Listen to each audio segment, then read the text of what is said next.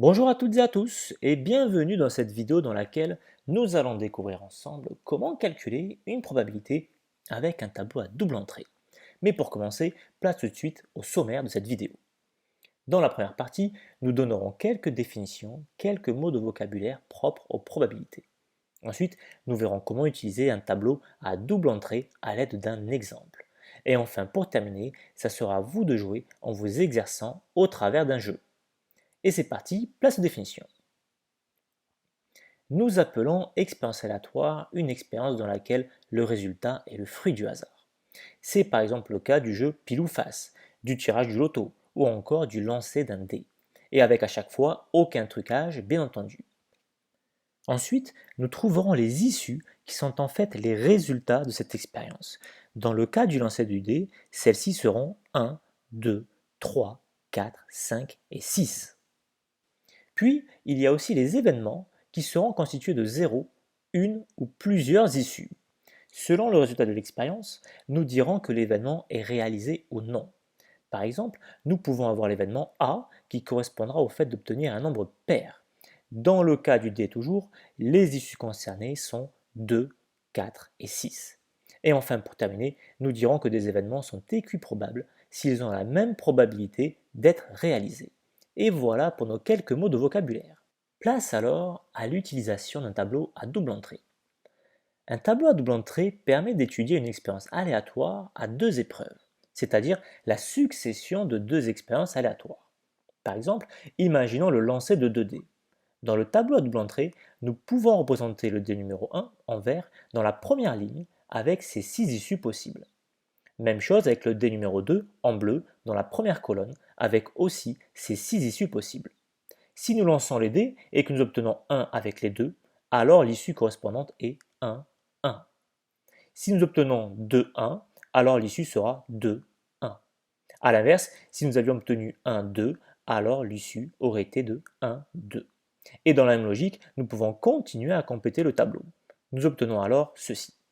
Notons et retenons qu'il y a au total 36 issues équiprobables. Avec ce tableau, nous pouvons calculer la probabilité d'un événement. Elle va être égale au nombre d'issues qui réalisent l'événement divisé par le nombre total d'issues, ici égal à 36. Par exemple, la probabilité d'obtenir deux numéros identiques est égale à 6 sur 36. Et maintenant, à vous de vous exercer à l'aide du jeu suivant. Nous lançons 2 dés non truqués à 6 faces et nous faisons la somme des résultats obtenus.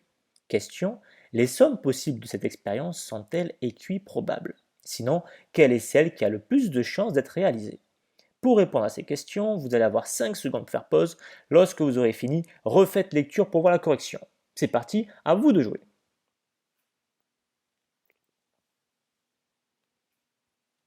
Nous revoici pour la correction. Comme vous en doutez, nous allons avoir besoin du même tableau à double entrée que précédemment, mais que nous allons compléter différemment. Si nous lançons les 2 dés et que chacun tombe sur 1, nous obtenons alors la somme de 2, qui est par ailleurs le plus petit score possible de notre jeu. Si nous obtenons 1 et 2, alors la somme est de 3, qui est aussi le cas si nous avions obtenu 2 et 1. Dans la même logique, nous pouvons compléter entièrement le tableau et nous remarquons alors qu'il y a en tout 36 issues équiprobables au total. Pour obtenir la somme de 2, il n'y a qu'une issue possible sur un total de 36, donc sa probabilité est de 1 36e. Pour 3, il y a cette fois-ci deux issues sur un total de 36, donc sa probabilité est de 2 36e. Dans la même logique, pour 4, la probabilité est de 3 36e, pour 5, 4 36e, pour 6, 5 36e, pour 7, 6 36e.